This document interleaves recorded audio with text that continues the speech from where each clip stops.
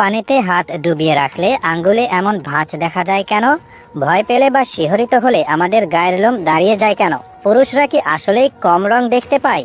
দুটো মানুষ একে অপরকে চুম্বন করলে কি ঘটে? চলুন এমনই কিছু প্রশ্নের উত্তর জেনে নেওয়া যাক। পুরুষদের তুলনায় নারীরা বেশি রঙের ভিন্নতা বুঝতে পারে। আসলে তাদের চোখ একই রঙের বিভিন্ন শেড সহজে ধরতে পারে, যেটা আবার পুরুষেরা পারে না। নারীরা পুরুষদের তুলনায় বেশি চোখের পলক ফেলে। একজন নারী মিনিটে প্রায় 18 থেকে 20 বার এবং একজন পুরুষ 11 থেকে 12 বার পলক ফেলে। মস্তিষ্ক আমাদের শরীরের ওজনের মাত্র 2% হলেও এটি শরীরের মোট অক্সিজেনের প্রায় 20% একাই ব্যবহার করে। আমাদের মস্তিষ্কের প্রায় 73% পানি দিয়ে তৈরি। শরীরে মাত্র 1% পানির অভাব হলেই আমাদের তৃষ্ণা পায়। আমরা যখন গভীর ঘুমে থাকি তখন আমাদের ঘ্রাণ শক্তি কাজ করে না, তাই কোনো গন্ধ দিয়ে ঘুমন্ত মানুষকে সেভাবে জাগানো যায় না। ভয়, উত্তেজনা বা ঠান্ডা লাগলে আমাদের গায়ের লোম খাড়া হয়ে যায়। এটি মূলত অ্যাড্রেনালিন হরমোনের কারণে হয়। বেশিক্ষণ পানিতে থাকলে আমাদের হাতের আঙ্গুলের চামড়া কুঁচকে যায়। বিজ্ঞানীরা মনে করেন ভেজা অবস্থায় কোনো কিছু ভালোভাবে ধরার জন্য আমাদের শরীর এই ব্যবস্থা তৈরি করে। নখের উপর সাদা দাগ কোনো সৌভাগ্যের চিহ্ন নয়, বরং শরীরে আয়রন, ক্যালসিয়াম বা অন্য খনিজের অভাবের লক্ষণ।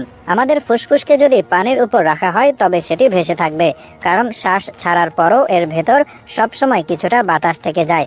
একজন সুস্থ মানুষ তার জীবনে গড়ে প্রায় 1,60,000 কিলোমিটার হাঁটে, যার মাধ্যমে পুরো পৃথিবীতে 4 বার ঘুরে আসা সম্ভব। আমাদের চোয়ালের ম্যাসেটার পেশি এতটাই শক্তিশালী যে এটি দিয়ে 90 কেজি পর্যন্ত ওজন তোলা যেতে পারে।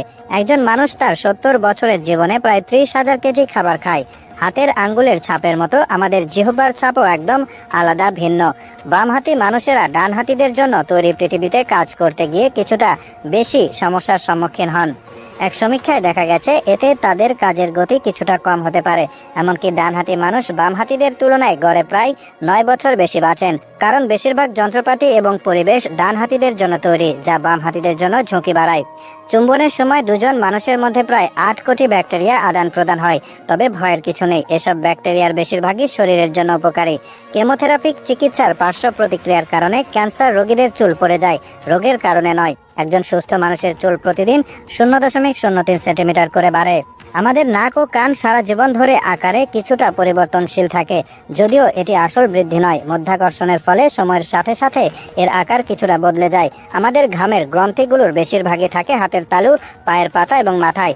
মানবদেহ সত্যি এক অপার বিস্ময়। এর প্রতিটি অঙ্গ প্রত্যঙ্গ এক নিখুঁত যন্ত্রের মতো কাজ করে চলেছে, যা আমাদের সবসময় অবাক করে তোলে। পুরো ভিডিওটি দেখার জন্য অসংখ্য ধন্যবাদ। ভিডিওটি ভালো লাগলে অবশ্যই লাইক, কমেন্ট, শেয়ার করে পাশে থাকবেন।